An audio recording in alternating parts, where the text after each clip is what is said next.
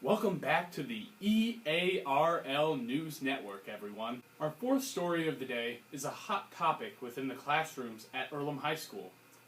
It is about the recent transition into standards-based grading. Standards-based grading started appearing in classes just a year ago. Today, almost every teacher in the high school has at least one of their courses that uses standards-based grading. Standards-based grading is based on a scale of 4 to 1, instead of the original A to F scale. A 4 is the highest grade, expressed as having a thorough understanding of the subject, where a 1, the lowest grade, is expressed as developing an understanding upon the subject. It has been very confusing for both the teachers and students at Earlham High School, but they are constantly working on improving the system they have and making it work for everyone involved.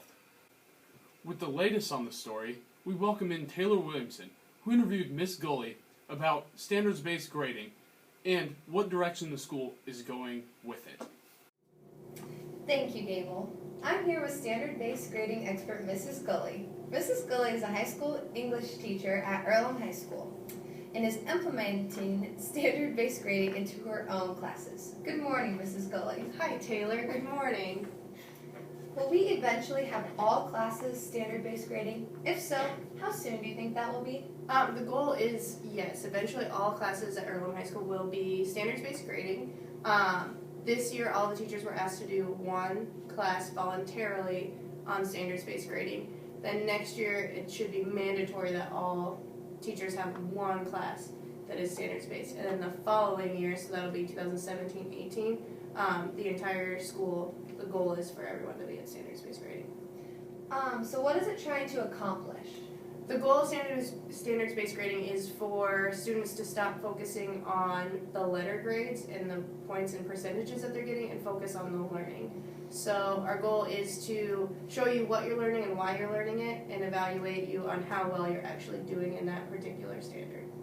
And what's so much better about this grading system than this regular A through F system? Well, in traditional grading, I could essentially take points off of your paper for pretty much anything. Oh, you had too many spaces after that period, or your font size was wrong. Well, now I'm just grading based on how well you're actually doing on the skills that we've taught. So I'm focusing on things like how well you write your thesis, how well your paper is organized.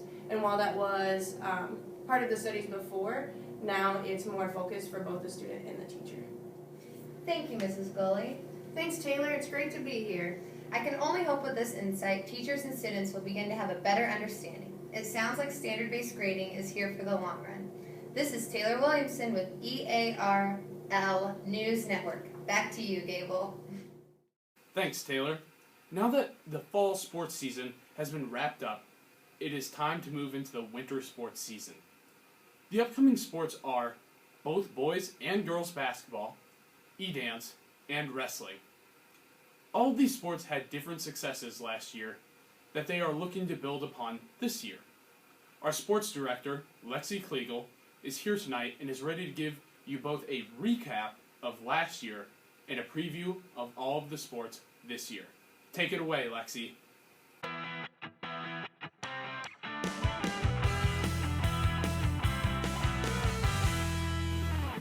Thank you, Gable. This year, the Lady Cardinals are looking forward to a new season with great team chemistry. The team has had 3 returning starters, Taylor Williamson, Kennedy Morris, and Lexi Clayton. Practice for the girls started on November 9th, and Coach Sheffield is working the girls hard to get ready for their first game on the 23rd. The Cardinals play in the West Central Conference, and their first conference game is against the Van Meter Bulldogs. Next, the boys basketball team has had great success last year, ending up getting conference champions and 3rd in the state. This year, the boys will be working hard to fill the shoes of the seniors that have graduated. Losing 7 of the 15 varsity players, the boys will have a lot of new players on the court this year. This year, practice starts on the 16th for the boys, although they have been in the gym working hard on their own for over a month now. The boys have had many great teams to face in their conference this year. DMC, Panora, and Woodward Academy will all be great matchups this year. I'm going to turn it over to Taylor, who's going to talk to head coach Kevin Williamson and head coach Kristen Sheffield. Thanks, Lexi. I'm here with both head coaches, Kristen Sheffield and Kevin Williamson. I'm hoping on getting a little insight on the expectations for the teams this season. Thanks for joining me, coaches. First off, coaches, I'd like to know what you anticipate for this season and what your expectations are. Ms. Sheffield, you can go first. Thanks, Taylor. Well, I really anticipate that the girls are going to learn a lot throughout the season. We have several returning players, but some of them will be filling new roles. So I anticipate a lot of fun and a lot of learning out on the court. I agree with what Coach Sheffield said. We have a lot of guys returning too. We anticipate, I don't like the word anticipates.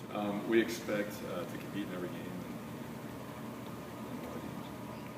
So, Ms. Sheffield, I hear that you have a new coach on the team. I do. What do you think she'll bring, and what kind of asset is she to the team?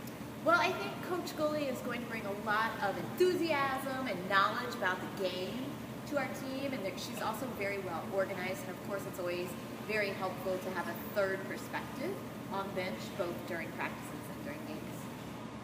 And Coach Williamson, last year you made it to the state tournament. Is that the ultimate goal this year, or are you working smaller than that first? I think the ultimate goal every year is to make it to the state tournament, be competitive in all your games. You know, we're going to take it one game at a time and do what we can do.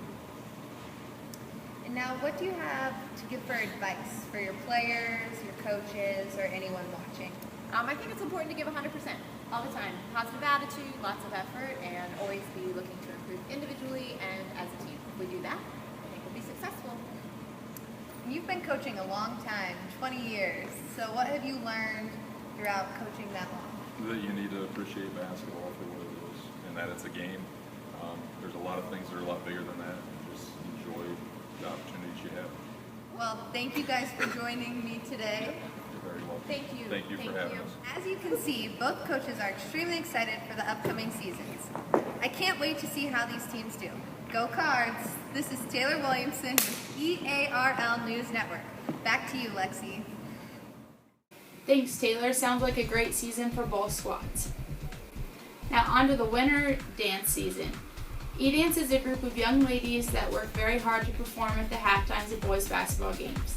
The ladies have started practice the second week in October, and they have been practicing every day after school. Last year, these ladies brought home the second place trophy at state, and they want to build off of that this year. The ladies plan to get there by pushing themselves harder than they did the day before. They have many routines planned for this season: the military routine, the prop routine, the pom routine, the light routine, and the breast cancer routine. We look forward to seeing how their performances play out this year.